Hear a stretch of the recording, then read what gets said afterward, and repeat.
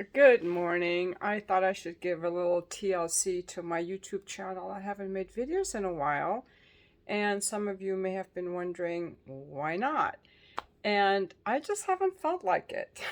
you know? Since working with that therapist, a lot of things have shifted for me internally. I no longer have that need to go on the internet to say certain things. I no longer want a relationship at all. He has no fascination or allure for me anymore. I no longer feel like reading my YouTube comments.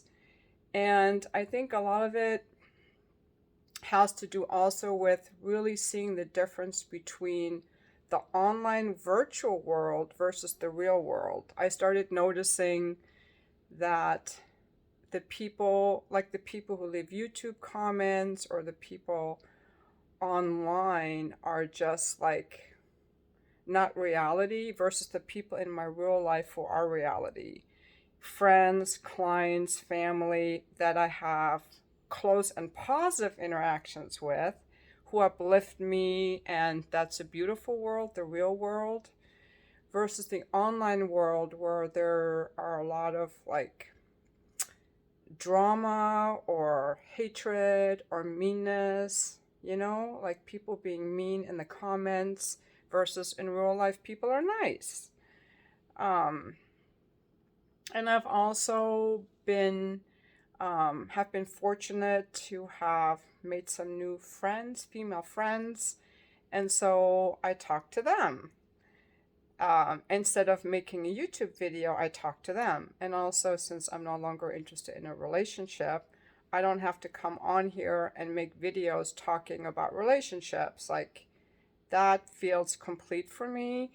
And I think a couple of things that really helped me get there, if I may share, is working with a therapist for 3 months who did hypnotherapy and somatic work. I started to feel like really safe in my body, really accepted by her. And I looked at some shadow parts of myself that I'd been resisting, some of my views about men that I had been resisting, that I finally allowed myself to feel. Like, the shadow part of ourselves are feelings that we don't want to have, that we push down, but they run our life in a negative way. Um, I also just felt more complete in myself. Like it just shifted a lot of things for me. So I'm very grateful for that. Um, I just also want to give an update on, I think one of the last videos I made about Andrew Tate. On that, I'm so curious because he was first investigated by Romania in April 2022. They started investigating him. In December, so several months later, they arrested him, and they can only do that if they have certain evidence to give the judge.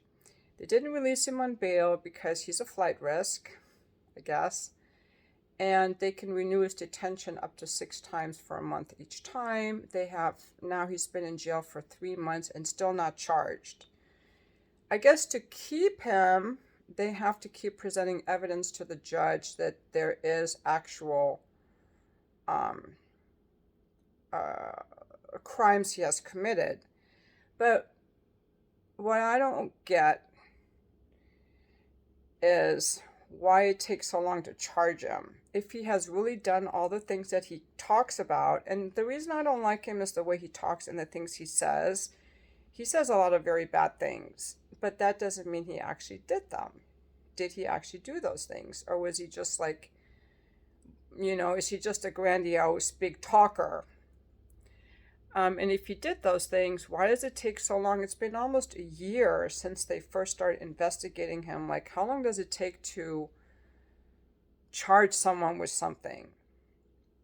Now, there is a very well-known, respected businessman, Patrick Bet-David, who has staked his entire reputation behind defending Andrew Tate. He has had on the U.S. lawyer who's like his PR person here. He has defended him in many videos, even one recently in the last week. So, I'm very puzzled now about this whole Andrew Tate situation. I really don't know what's going on. So I just want to let you guys know that. I'm just curious. I just think that they should either charge him or let him go. It's a very interesting system in Romania and in other countries where they can hold you for months without charging you, provided they have certain evidence to hold you. I just think that really sucks. Also in news today, the banking system has come under pressure because our banking system is set up to make profit, not to keep our money safe. And to make profit, they take certain risks that they say are low risk, like investing in 2-year treasuries, but that doesn't help when the Fed is raising interest rates to lower inflation. And now the Fed has opened the spigot to give confidence in the banking system, but opening the spigot will raise inflation. So Moody's has downgraded the U.S. banking sector, and the U.S. economy is really reliant on the goodwill and hard work, the hard work of our forefathers who have built this country.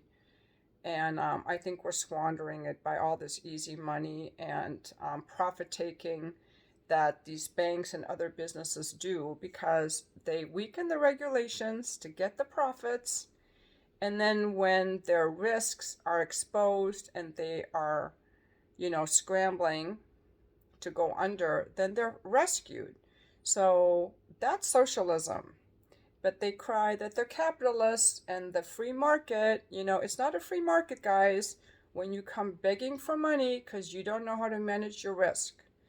And when you big CEOs take money out of the companies, like Norfolk Southern did, and all the CEOs do, because they're pressured to make money with their best of intentions. They're pressured to make money for the shareholders, so they take excessive risk. They cut costs.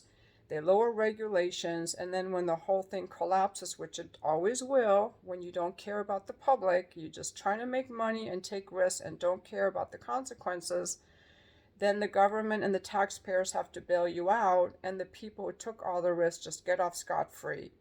So that's the downside of capitalism, and it's not a free market when you have to be bailed out all the time. So capitalism is not a free market. It requires consistent bailouts. I don't know if there is a better system, but I don't really trust a financial system like that built on a house of cards. And now we see that Saudi Arabia and Iran have forged a peace deal, which is really good.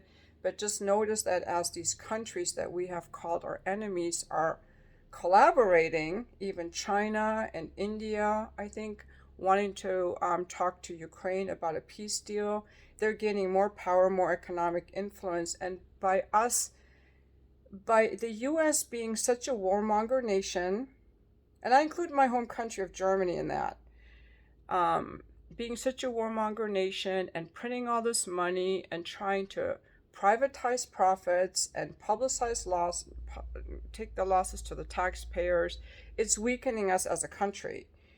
By being hostile to other nations, we are weakening ourselves as a country.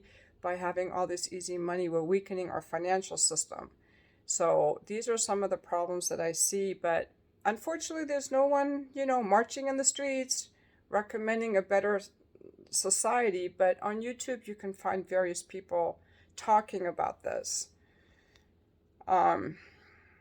But you will not find it in the mainstream media because they're all part of the corporate thing. And, it can go on another 50 or 100 years, or it could collapse in another year or two. But we are no longer running our country in the way that it was run to become really powerful, and all empires decline. And we're just doing some things that are very poor choices. I think that printing all this money is a very bad idea, and waging all these wars is a very bad idea, because we're making enemies and we're spending money that we should be reinvesting in building our society through education, through infrastructure. And they want to bail out these banks because these shareholders took all this freaking money, but that same amount of money can't be given to give free education to students. So you see where the incentives are not there for people to get a good education, but they're there for people to take risks, knowing that they're going to be bailed out by the taxpayer. And again, the lowest income people, because the highest income people have all these tax shelters, and they're the ones with the lobbyists. So, you know, it's just sometimes you can't think about it too much because it would just make you feel helpless and infuriated. Anyway, it's a beautiful day in San Diego. We've had a lot of rain. I just want to give an update to my YouTube channel because I'm like, I have to make a video. People are going to wonder what happened to Sharzad Morgan. So that's really all I have for right now. I don't read the comments anymore, so I don't know what anyone is saying. But I'm reading some interesting books right now. I'm reading The Gut Crisis, To Kill a Mockingbird. I'm reading a novel called The Golden Couple. And I still want to make more videos on parenting. So I don't know what I want to talk about now because I don't want to talk about relationships anymore. I have thought about deleting the older videos I made on here because I don't feel that way about any of the stuff I said anymore. You know what I said about men and younger men and all that stuff. I don't want any of that anymore. So should I delete those videos or should I leave them up because they aren't monetized and you know I get a couple bucks a month for these videos, but they don't represent who I am anymore. So I don't know, I gotta think about that for a little bit. Anyway, thanks you guys for watching my videos. I hope that you're doing very well and enjoying YouTube. It is where I do spend many hours every day on YouTube watching videos about like people or personal development or the economy or different things like that. So I love YouTube and thank you for watching my video.